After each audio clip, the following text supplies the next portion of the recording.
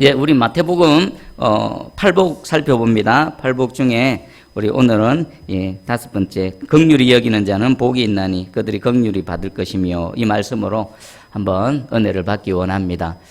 여러분들, 8복은요 그리스도인의 성품입니다. 먼저는 완전하신 예수님 자신을 소개하는 거고, 그리고 예수 그리스도를 믿고 거듭난 새로운 피조물들이 어떤 존재로 변화되어지는가를 팔복을 통해서 나타내 보이는 겁니다. 우리가 하나하나를 살펴볼 건데, 그냥 듣고 지식으로 갈 것이 아니라 내가 과연 이 팔복 안에 머물러 있는가, 내 안에 이 팔복이 지금 계속해서 생겨나고 있는가, 이걸 한번 살펴봐야 됩니다.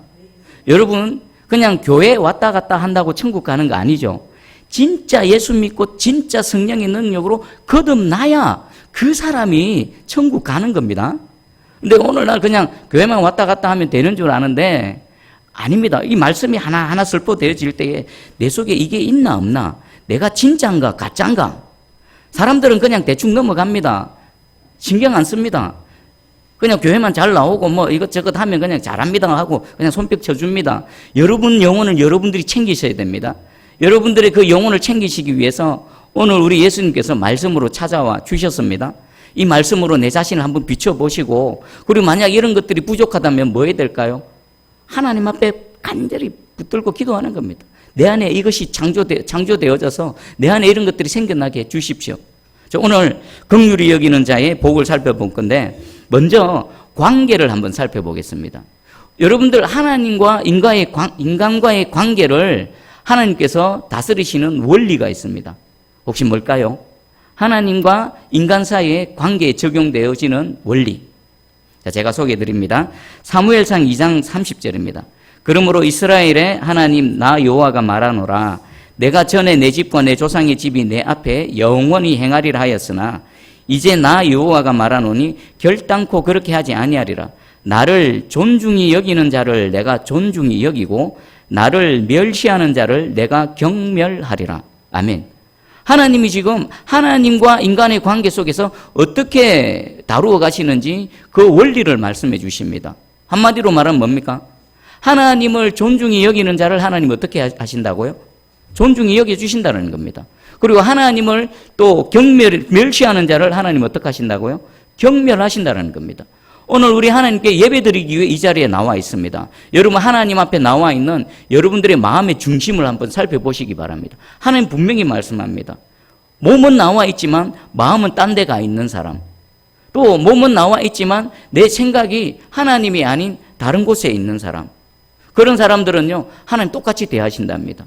아니면 하나님께 몸과 마음이 함께 나와 있어서 두렵고 떨림으로 하나님의 말씀 앞에 서 있는 사람은요 하나님께서 존귀히 여기실 것이라고 그렇게 말씀하십니다. 오늘 이 자리에 나와 있는 저와 여러분들이 여호와 하나님을 존중히 여김을 통해서 하나님께서도 우리를 한 사람 한 사람을 존중히 여기시는 이 은혜 가운데 있기를 축복합니다. 아멘. 그리고 두 번째, 인간과 인간 사이에 적용되어지는 원리가 있습니다. 혹시 떠오르는 분 없으십니까? 혹시 없으십니까? 자, 인간과 인간 사이에 적용되어지는 원리는 마태복음 7장 12절입니다. 그러므로 무엇이든지 남에게 대접을 받고자 하는 대로 너희도 남을 대접하라. 이것이 율법이요 선지자니라. 아멘. 인간과 인간 사이는 어떻다라고요? 무엇이든지 남에게 대접받고 싶은 대로 먼저 남을 대접하라는 겁니다. 한번 돌아보십시오. 여러분 가정에서나 직장에서나 교회에서 여러분 사람들을 만날 때에 사람들이 여러분들에게 원하는 대로 대하십니까? 아니면 원치 않는 대로 대하십니까? 만약에 다른 사람이 내가 원치 않는 대로 어떻게 대한다라면 그것을 이렇게 새롭게 할 수 있는 방법이 있습니다. 어떻게 하면 됩니까? 내가 먼저 하면 되는 겁니다. 어떤 사람이 마주쳤는데 인사를 안 합니다. 그럼 우리 보통 어떻게 반응합니까? 아, 인사도 안 하네. 금방치게 인사도 안 하네. 이렇게 반응하지요. 그러면 그런 상황 속에서 우리가 먼저 뭐 하면 됩니까? 내가 먼저 인사를 하는 겁니다. 내가 인사를 받고 싶으면 내가 먼저 인사를 하는 겁니다. 어떤 사람은 남이 인사를 안 해도 그러면 대수롭지 않은 분도 있습니다. 그럼 그렇게 그냥 지나가면 됩니다. 근데 남이 나에게 인사를 안 했을 때 내 마음이 상한다. 그럼 그것을 극복할 수 있는 방법은 뭐라고요? 내가 먼저 인사하는 겁니다. 사람을 만났는데 나를 보고 인상을 쓴다? 그러면 어떻게 하면 될까요? 내가 먼저 웃어버리면 됩니다. 여러분 두 사람씩 한번 보시고 미소를 한번 지어보십시오.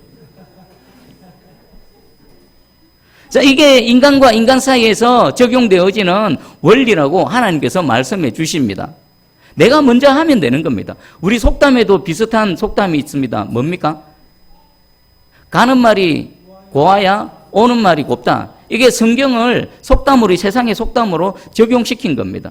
여러분들이 무엇이든지 대접을 받고 싶은 대로 먼저 대접하시면 그 사람이 그것에 의해서 여러분들이 원하는 식으로 대접을 해 주실 것입니다.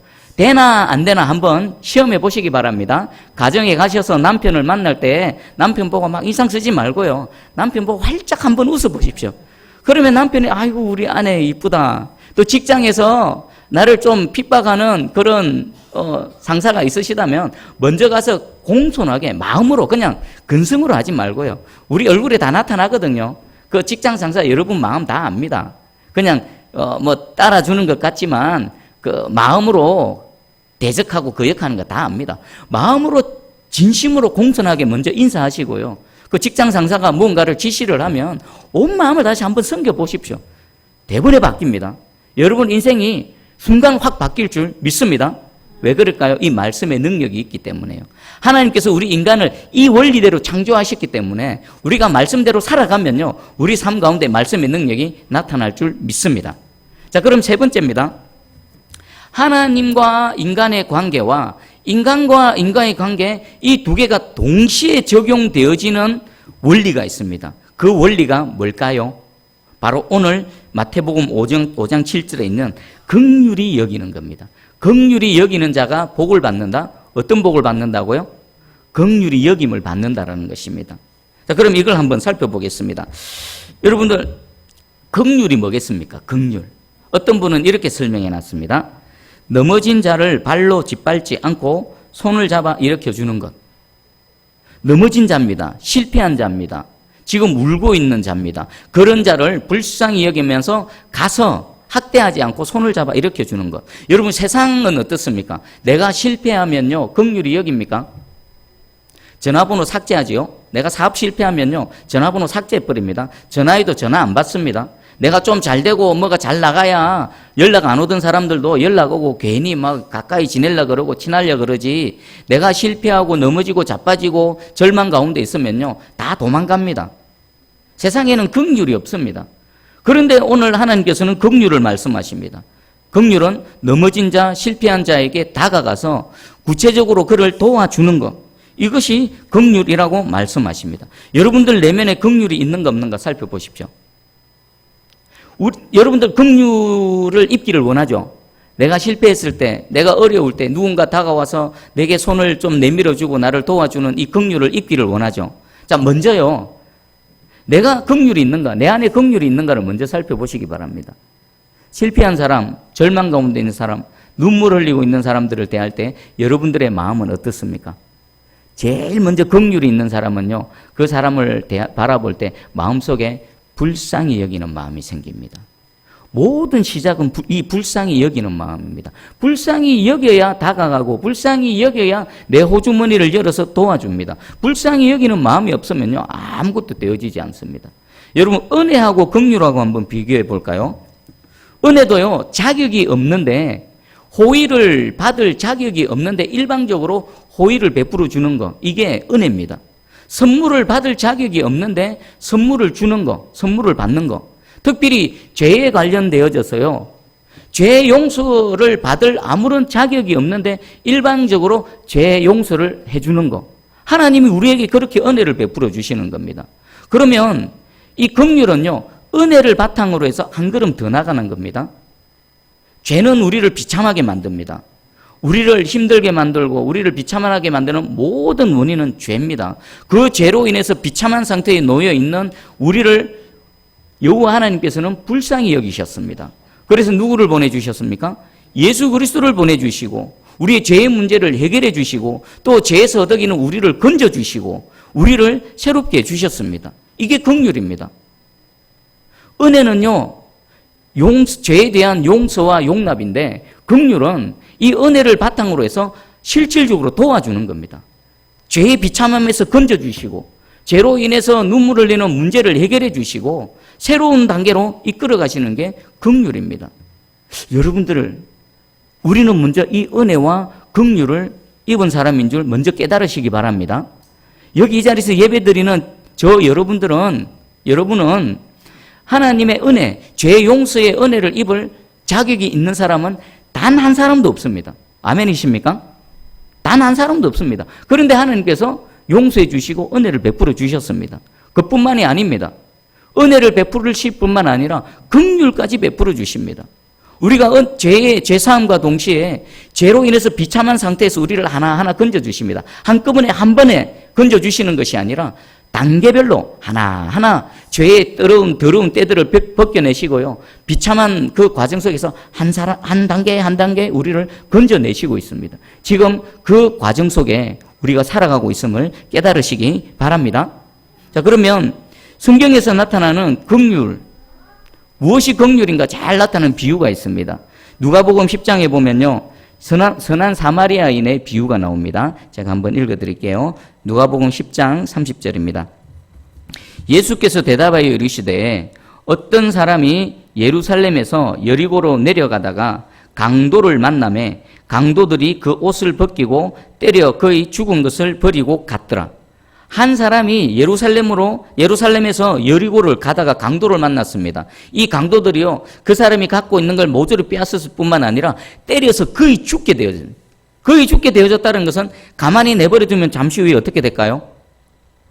아마 10중 8구 이 사람은 내버려두면 죽게 되는 겁니다. 이 상태에 놓여 있는 사람을 세 사람이 봤습니다. 한 사람은 제사장입니다. 한 제사장이 지나가다가 그를 봤습니다. 그런데요, 그를 피해서 지나가 버렸습니다. 그리고 또 한 사람 레위인이 또 지나갔습니다. 레위인이 지나가다가 그 사람을 봤습니다. 이 사람 역시나 그를 바라보고 피해서 멀리 돌아서 가버렸습니다. 그리고 세 번째, 한 사마리아인이 지나가다가 그 사람을 봤습니다. 그가 어떻게 했는지 소개해드립니다. 누가복음 10장 34절입니다. 가까이 가서 기름과 포도주를 그 상처에 붓고 싸매고 자기 짐승에 태워 주막으로 데리고 가서 돌보아 주니라. 먼저는요, 그 강도 만나서 막 두드려 맞아서 거의 죽어가게 된 사람에게 보고는 다가갑니다. 제사장과 레위인은 피해서 돌아가 버렸는데 이 사람은 그 사람을 보고 달려갔습니다. 왜 그럴까요? 불쌍히 여기는 마음이 있었거든요. 내버려두면 죽겠거든요. 이대로 두면 안 되겠다 싶어서 달려갑니다. 그래서 그가 기름과 포도주를 가지고 그 상처를 치유해 줍니다. 자, 이 정도만 돼도 좀 대단한 것 같지 않습니까? 대부분의 사람들은 고난당한 사람들, 아이고 귀찮아 라고 하면서 피해가지요. 요즘 어떤 사고가 발생하면은 그 정인으로 나서는 사람이 없지 않습니까? 현장에 목격했음에도 불구하고 정인으로 잘 안 서려고 합니다. 왜 그렇습니까? 귀찮거든요. 법정에 왔다 갔다 해야 되고 경찰서 왔다 갔다 해야 되고 조서 써야 되고, 그리고 정인을 안 하려는 것은 그 가해자의 보복이 두려워서 보복당할까 봐 안 하려고 합니다. 그런 세상입니다. 근데 이 사람은요, 그 강도 만난 사람에게 다가가서 자기가 갖고 있는 포도주, 기름 얼마나 귀합니까? 자기가 써야 되는데 그것을 가지고 상처를 싸매줍니다. 여기까지만 해도 대단한데 이 사람은요, 그 사람을 짐승에 태웁니다. 그리고 주막에 데리고 갑니다. 그리고 돌보아 줍니다. 와, 여기까지도 대단한데 이분은요, 한 걸음 더 나갑니다. 누가복음 10장 35절. 그 이튿날 그가 주막 주인에게 데나리온 2를 내어주며 이르되 이 사람을 돌보아 주라. 비용이 더 들면 내가 돌아올 때에 갚으리라 하였다. 어떡합니까? 이제 길을 떠나가야 됩니다. 이 사람을 더 이상 돌볼 수가 없습니다. 근데 이 사람을 누구에게 부탁합니까? 주막 주인에게 부탁을 합니다. 계속 좀 돌보아 주십시오. 혹시라도 비용이 더 들어가면 내가 돌아올 때에 반드시 갚겠습니다. 이 사람을 좀 돌보아 주십시오. 아무런 상관도 없습니다. 이 사마리아인은요, 그냥 상처만 싸매주는 것만 해도 대단합니다. 그리고 주막으로 데리고 와서 돌보아 주는 것만으로도 대단합니다. 그런데 끝까지 책임을 집니다. 이 사마리아인은요, 사실상 누굴까요? 강도 만나 죽어가는 우리를 끝까지 돌봐 주시는 예수 그리스도십니다. 지금 예수님이 우리에게 이런 은혜, 이런 긍휼을 베풀어 주신다는 것을 이 사마리아인 비유를 통해서 말씀해 주고 있는 겁니다.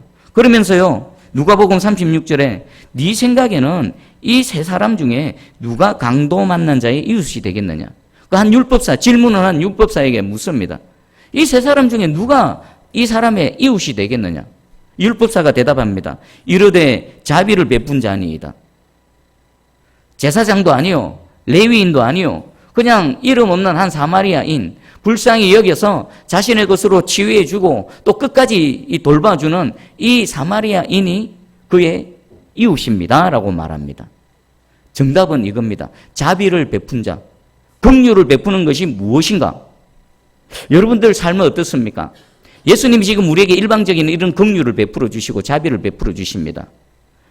지금까지 살아오실 때 이런 긍휼한 삶을 살아내셨습니까? 그리고 예수님이 그에게 말합니다. 가서 너도 이와 같이 하라. 우리에게 긍휼을 베푸시는 주께서 우리에게 요구하시는 말씀입니다. 너도 가서 이렇게 자비를 베풀라. 너의 삶 가운데서 이런 긍휼을 베풀라라고 말씀하고 계십니다. 이것은요, 우리의 구원자 되시는 예수님의 명령으로 받으시기를 바랍니다. 자, 이것을 통해서 우리가 알 수 있는 게 누가 나의 이웃인가? 또 나는 누구의 이웃인가? 지금까지 살아오면서 나의 이웃이 이런 자비를 베풀어 준 이웃이 누구인가 한번 돌아봐 보시기 바랍니다. 인생의 위기의 순간 가운데 누군가 분명히 여러분들을 도와줬을 것입니다. 여호와 하나님 예수 그리스도께서도 여러분들을 도와주셨지만 또 옆에 있는 사람을 통해서 여러분들을 도와주셨을 것입니다. 그 이웃을 한번 떠올려 보십시오. 그리고 동시에 나는 누군가의 이웃이 되어준 적이 있는가? 그 절망적인 상황 가운데 결정적인 손을 내밀은 그런 순간이 있으십니까? 그럼 여러분 할렐루야입니다. 여러분 정말 잘하셨습니다. 그리고 또 두 번째는 긍휼히 여기는 것이 무엇인가? 자비를 베푸는 것이 무엇인가를 이 비유를 통해서 잘 나타내 주십니다. 가서 너도 이와 같이 하라 할 때에 우리는 어디까지 해야 된다고요? 그냥 그 사람을 불쌍히 여기서 상처를 싸매주는 것이 아니라 그를 들쳐 업고 주막에 데려와서 돌보고 또 내가 가야 될 길이 있는데 거기서 이제 여기까지 하고 그만두는 것이 아니라 그 사람을 끝까지 돌보는 것. 이것이 우리 주님이 우리에게 요구하시는 긍휼이라는 것입니다. 자, 그러면 이제 긍휼히 여기는 자가 받는 복을 한번 볼게요. 마태복음 6장 7절 우리 다시 한번 읽어보겠습니다. 자, 시작. 긍휼히 여기는 자는 복이 있나니 그들이 긍휼히 여김을 받을 것이며. 아멘. 이렇게 긍휼히 여기는 자가 복을 받는다라는 것인데 어떤 복을 주십니까? 긍휼히 여기는 자가 어떤 복을요? 긍휼히 여김을 받는 복을 받는다는 것입니다. 우리는 조금 전에 긍휼히 여기는 것이 무엇인지를 긍휼의 내용을 살펴봤습니다. 하나님이 나를 긍휼히 여기시면 여기 긍휼히 여김을 받을 것인데 누가 그들을 긍휼히 여기십니까? 하나님이 긍휼히 여기시는 겁니다. 어떤 인간이 나를 긍휼히 여기는 것이 아니라 내가 누군가를 긍휼히 여길 때에 하나님이 저와 여러분을 긍휼히 여기신다는 것입니다. 하나님이 나를 불쌍히 여기시는 겁니다. 하나님이 나를 돌보시는 겁니다. 하나님이 나를 돌보시되 끝까지 돌보신다는 것입니다. 여러분, 이 복이 어떤 복인지 짐작이나 되십니까? 이 복이 어떤 복인지 가늠이나 되십니까? 이 하나님이 나를 긍휼히 여기시기만 하면 여러분 인생은 어떻게 될 것 같습니까? 여러분들이 고난을 당하고 환난을 당하고 풍랑을 만난다 하더라도 나를 긍휼히 여기시는 하나님이 이 은혜로 함께 하시기만 하면요, 우리는 얼마든지 하나님의 은혜 가운데에 오히려 당당하게 주님을 찬송하며 승리를 외치며 살아갈 줄 믿습니다. 다윗이 이 고백을 했습니다. 시편 27편 1절에 여호와는 나의 빛이요 나의 구원이시니 내가 누구를 두려워하리요 여호와는 내 생명의 능력이시니 내가 누구를 무서워하리요. 무슨 고백입니까? 나를 긍휼히 여기시는 여호와 하나님이 나와 함께 하신다라는 고백 아니겠습니까? 나를 긍휼히 여기시는 하나님이 나의 빛이 되시고 나의 구원이 되시고 나의 그 생명의 능력이 되신다라는 것입니다. 여러분들 이 은혜 가운데 살아가기를 소망하십니까? 그럼 우리는 어떻게 하면 될까요? 긍휼히 여기면 됩니다. 여러분 고난당한 누군가에게 여러분이 할 수 있는 최선을 다해서 긍휼히 여기시면요, 하나님이 나를 긍휼히 여겨주신다라는 것입니다. 여러분 요셉의 예를 한번 들어볼게요. 긍휼을 베푸는 것은요, 첫 번째는 긍휼을 입는, 지금 입고 살아가고 있는 우리에게 마땅한 도리입니다. 그리고 또 내가 누군가를 긍휼히 여길 때 하나님께서 나에게 복을 내려주신다라는 것입니다. 하나님의 이 긍휼히 여김에 받는 복을 받기 위해서라도 여러분 우리는 이 말씀 가운데 살아가야 될 줄 믿습니다. 사실요, 요 7절 말씀은요, 다양한 해석이 있습니다. 긍휼히 여겨야 긍휼히 여김을 받는다? 조건적이냐? 하나님이 그렇게 조건을 따져서 우리에게 긍휼을 베푸시는 분이 아니시다. 막 이런 여러 가지 해석이 있습니다. 그런데요, 여러 가지 해석을 다 따져서 끝에 보면 결론은 똑같습니다. 결론은 뭘까요? 우리가 누군가를 긍휼히 여겨야 된다. 긍휼을 베풀어야 된답니다. 결론은 똑같습니다. 뭐로 가나 앞으로 가나 뒤로 가나 결론은 똑같습니다. 그래서 결국요, 저와 여러분들은 누군가에게 긍휼을 베풀어야 되는데 긍휼에게는 두 가지 개념이 있다고 그랬습니다. 하나는 나에게 죄를 지은 자, 나에게 상처를 준 자, 나를 아프게 한 자. 창세기 50장 19절 21절입니다. 요셉이 그들에게 이르되 두려워하지 마소서, 내가 하나님을 대신하리까 당신들은 나를 헤아려 하였으나 하나님은 그것을 선으로 바꾸사 오늘과 같이 많은 백성의 생명을 구원하게 하시려 하셨나니 당신들은 두려워하지 마소서, 내가 당신들과 당신들의 자녀를 기르리이다 하고 그들을 간곡한 말로 위로하였더라. 어떤 장면이냐면 그 요셉의 형들이 그 아버지 야곱이 이제 돌아가시고 난 이후에 두려워하는 겁니다. 무엇을 두려워할까요? 아버지 야곱이 살아있을 때는 요셉이 그 자신들을 팔아버린 그것에 대해서 복수를 안 한데 이제 아버지가 돌아가셨으니까 요셉이 이 그동안 꽁하고 있던 이 마음의 앙심을 품고 자신들에게 복수를 할까봐 두려운 겁니다. 그 모습을 보고 요셉이 위로하는 말입니다. 형님들 두려워하지 마십시오. 두려워하지 마십시오. 나를 이곳에 팔았다라고 해서 두려워하지 마십시오. 나는 이미 당신들을 다 용서했습니다. 나는 이미 형님들을 용서했습니다. 그리고 더 나아가서 용서할 뿐만 아니라 당신과 당신들의 자녀들을 내가 기르겠습니다. 뭡니까? 보살피겠습니다. 내가 돕겠습니다. 라는 것입니다. 간곡한 말로 위로했다는 것입니다. 여러분들 요셉이 되어질 수 있는 그 결정적인 비밀이 여기 나타납니다. 요셉은 인생은 그렇게 평탄하지가 않았습니다. 형들에 의해서 종으로 팔려서 애굽에서 오랫동안 종살이 했습니다. 그뿐이 아닙니다. 억울하게 감옥에 갇혀서 감옥살이로 했습니다. 여러분 만약 요셉이라면 그 모든 내 인생의 비극의 시작은 어디서부터입니까?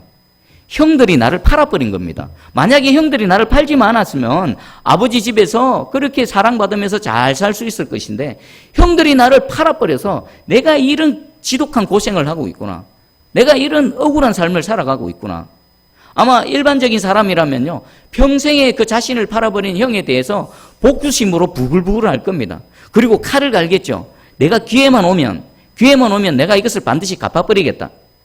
그런데요, 요셉은 형들을 향한 원망하는 마음, 복수심이 전혀 없습니다.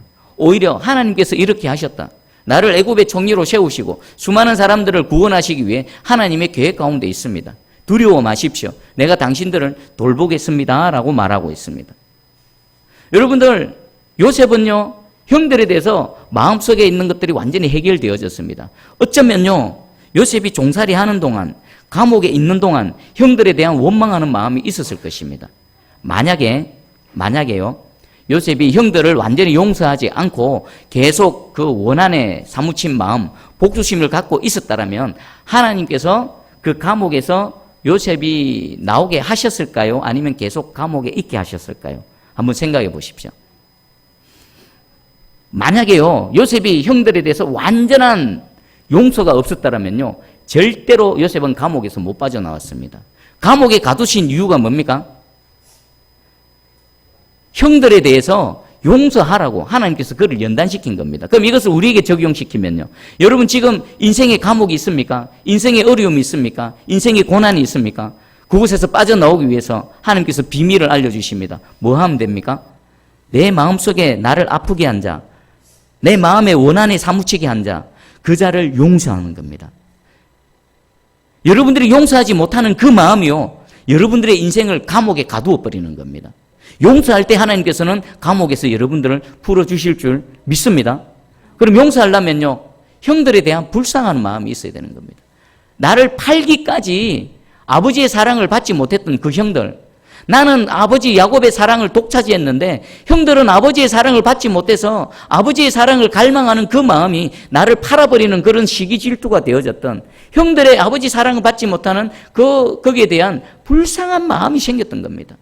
불쌍하니까 그들을 용서하게 되어지고, 용서하니까 하나님께서 그를 감옥에서 나오게 하신 겁니다.